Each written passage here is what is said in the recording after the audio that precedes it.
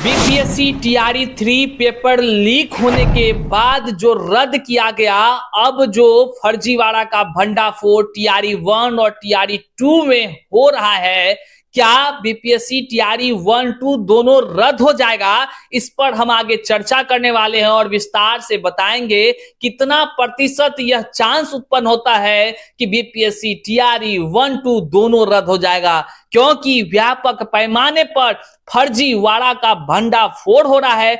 अयोग्य लोगों को बहाली से निकाला जा रहा है, आरक्षण तक की घोटाले की बात की जा रही है। आखिर क्या कुछ होने की संभावना है, इस पर हम चर्चा करेंगे। वीडियो को अंत तक देखिएगा और साथ ही हम आपको बताएंगे आज ऐसी कहानी जो पति पत्नी मिलकर के शिक्षक बहाली की प्रक्रिया में परीक्षार्थी के तौर पर शामिल तो होते हैं, लेकिन जब फर्जीवाड़ा में पकड़े जाते हैं तो जब जेल से बाहर निकलते हैं तो बन जाते हैं परीक्षा माफिया। आपको सुनकर हैरानी जरूर हुई होगी, लेकिन आज की यह कहानी एक बड़ा ही कह लीजिए तो एक ऐसा है जो तमाम लोगों का आंख खोल देने वाला है। बीपीएससी टीआरई के माध्यम से जिस प्रकार से फर्जीवाड़ा का लगातार भंडाफोड़ हो रहा है, उसी कड़ी में जो नीट का पेपर लीक का मामला सामने आया, बहरहाल ईओयू उसकी जांच कर रही है और इस जांच में नित्य दिन एक नए खुलासे हो रहे हैं। और सबसे बड़ी बात, इसमें जो पकड़े गए लोग हैं वे लोगों का तार जुड़ चुका है बीपीएससी टीआरई से, और निश्चित तौर से क्या कुछ होने की संभावना है, इसको हम लोग वीडियो में आगे देखते हैं और आपको एक दिलचस्प कहानी जरूर सुनाने का प्रयास करते हैं कि कैसे परीक्षार्थी बन गया परीक्षा पेपर लीक का बड़ा माफिया। आइए करते हैं वीडियो को शुरू। से पहले नमस्कार, मैं हूं हरे कृष्ण प्रकाश और आप देख रहे हैं साहित्य आजकल। साथियों, साहित्य आजकल के इस प्लेटफॉर्म पर नए हैं तो सब्सक्राइब कर लीजिए और अपने तमाम साथियों तक इस वीडियो को जरूर साझा कर दीजिए। आइए सीधे करते हैं मुद्दे की बात। देखिए, बिहार में जिस प्रकार से शिक्षक बहाली की प्रक्रिया हुई और इसे व्यापक पैमाने पर लगातार संशोधन पर संशोधन किया गया। बहरहाल टीआरई 1 और टीआरई 2 आयोजित हुई और टीआरई 3 जैसे ही आयोजित हुआ, पेपर लीक का भंडाफोड़ होता है और इस भंडाफोड़ में पकड़े चले जाते हैं, लोग पकड़े चले जाते हैं और इसकी संख्या इतनी बढ़ जाती है कि वे लोगों को 300 से ज्यादा की संख्या में ईओयू के द्वारा हिरासत में लिया जाता है। बहरहाल वैसे हिरासत में लिए गए लोगों को कुछ दिनों के बाद जो है कि फिर छोड़ दिया जाता है, लेकिन छोड़ने के बाद क्या होता है यह कहानी एक अलग ही है और एक अलग कहानी का एक अलग अंजाम भी होता है, जिसको हम आगे चर्चा करेंगे। लेकिन उससे पहले हम आपको बताते चलें कि बिहार में बीपीएससी टीआरई 1, 2 का होगा आखिर क्या। देखिए, यह संभावित है, होने की चांस बढ़ती जा रही है। जिस प्रकार से तमाम शिक्षक अभ्यर्थी टीआरई 1 और 2 में ठीक उसी प्रकार से फर्जीवाड़े की बात कर रहे हैं जैसे कि बीपीएससी टीआरई 3 में हुआ और पेपर लीक होने के बाद रद्द हो गया। वहीं पर टीआरई 1 और 2 से लोग शिक्षक बन गए, लेकिन दिलचस्प बात यह रही कि शिक्षक तो लोग बन गए, शिक्षक लोग तब बने जब बीपीएससी ने इसकी अनुशंसा कर दी।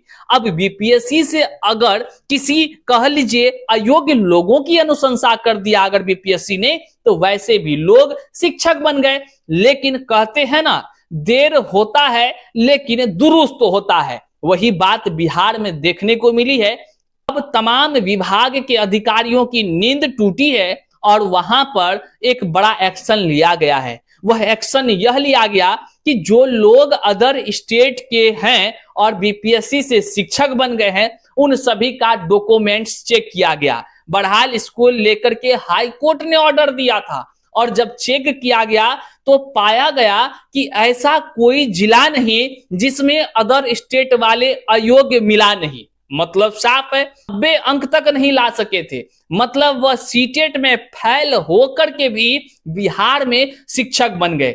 आपको सीटेट का याद ही होगा। सीटेट का मतलब होता है कि शिक्षक पात्रता परीक्षा। जो लोग शिक्षक पात्रता परीक्षा तक पास नहीं थे, वैसे लोगों को कह लीजिए तो बीपीएससी ने गलत तरीके से उसकी अनुशंसा कर दी और उस अनुशंसा के कारण से अयोग्य लोग बिहार में योग्य अभ्यर्थियों के तकदीरों के साथ छलावा किया, खिलवाड़ किया और उसके स्थान पर नौकरी पा लिया। बहरहाल वे लोग नौकरी भी कर रहे थे, ऐसे करते करते 8 महीना से तनख्वाह भी उठा रहे थे, लेकिन विभाग उसको अब लगातार जो है कि टर्मिनेट करती जा रही है। औरंगाबाद, कटिहार, पूर्णिया, अररिया, भागलपुर ले लीजिए, दरभंगा, खगड़िया, बेगूसराय, ऐसा कोई जिला नहीं है जहां पर अयोग्य लोग नहीं पकड़ाए हैं। और सबसे ज्यादा संख्या औरंगाबाद से है, जहां व्यापक पैमाने पर बीपीएससी शिक्षकों को निकाल दिया गया है नौकरी से, और कई लोगों की तो नौकरी से निकालने की अनुशंसा कर दी गई है। इस क्रम में यह देखा गया कि टीआरई 1 और टीआरई 2 में व्यापक पैमाने पर फर्जीवाड़ा हुआ है। फर्जीवाड़ा इसलिए हुआ है क्योंकि अयोग्य लोगों की बहाली हो गई और साथ ही साथ गलत आरक्षण का लाभ लेकर शिक्षक बन गए लोग। और इस चक्कर में आपको पता ही होगा, जब आरक्षण का घोटाला होता है और फर्जीवाड़ा होता है, अगर एक भी रिक्त पदों पर अगर फर्जीवाड़ा या घोटाला होता है तो बहाली रद्द होने की संभावनाएं तेज हो जाती है। जिस प्रकार से बिहार में शिक्षक बहाली से चयन होने के बाद टीआरई 1 और 2 में जो बीपीएससी शिक्षक बन गए, वैसे लोग जब अब अयोग्य निकल रहे हैं, आरक्षण का लाभ गलत तरीके से लिए जाने की बात अब प्रमाणित हो रही है, वैसे स्थिति में बीपीएससी टीआरई 1 और 2 का रद्द होना तय है। देर होगा, लेकिन एक बात तो है कि विभाग जरूर इसको रद्द करेगी।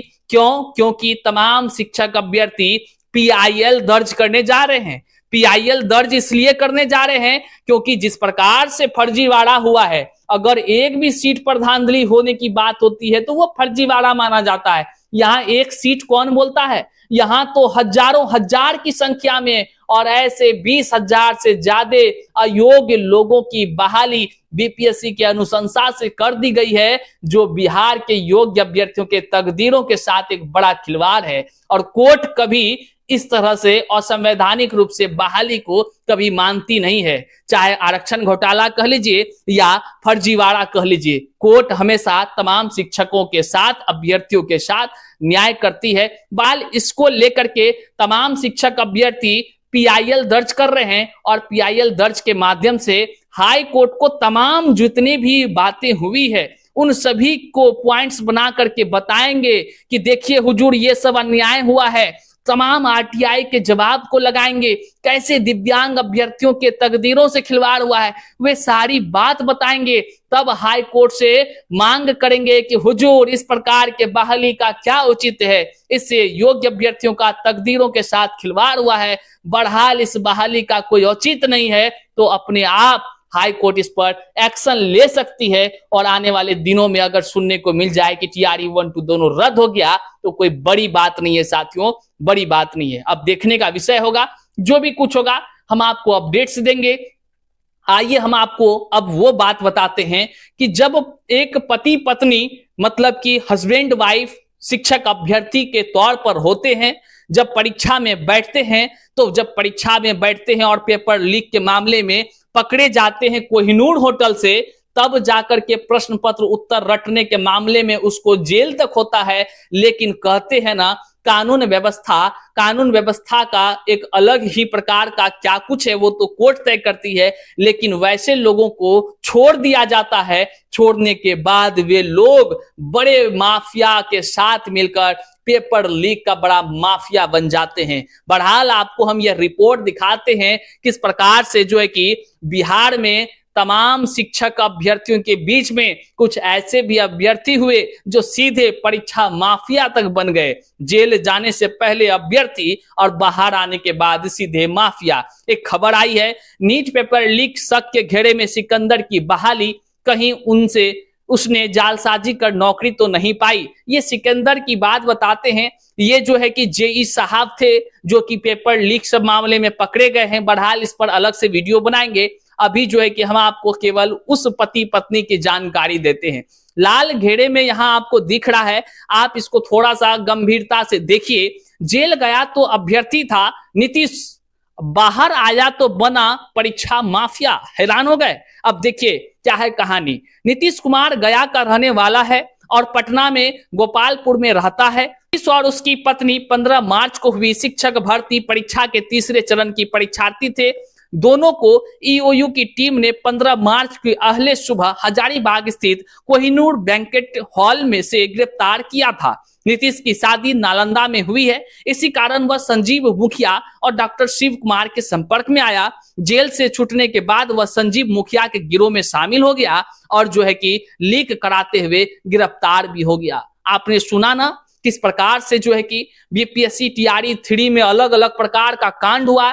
हालांकि कानून की व्यवस्था को और भी सख्त करने की जरूरत है, अन्यथा इसी प्रकार से लोग जेल जाएंगे, पेपर लीक में बाहर आएंगे और फिर से खेल कर जाएंगे, जैसे कि एक एग्जाम्पल में नीतीश कुमार जी हैं। बहरहाल हम आपको बताते चलें कि जो जितने लोग बीपीएससी टीआरई परीक्षा में पकड़ाए थे, वैसे लोगों को बीपीएससी ने अब तक बैन नहीं किया है। अब सवाल उठना लाजमी है, जब फर्जी करने वाले लोगों को या कह लीजिए पेपर लीक करने वाले लोगों को, सॉल्वर गैंग के लोगों को और जो सॉल्वर गैंग से जुड़े हुए तार के अभ्यर्थी जो होंगे, वैसे लोगों को जब ईओयू जेल तक पहुंचा दी, तो वैसे लोगों को बीपीएससी ने आखिर बैन क्यों नहीं किया? ये बड़ा सवाल है और इसका जवाब जो है कि बीपीएससी को देना चाहिए।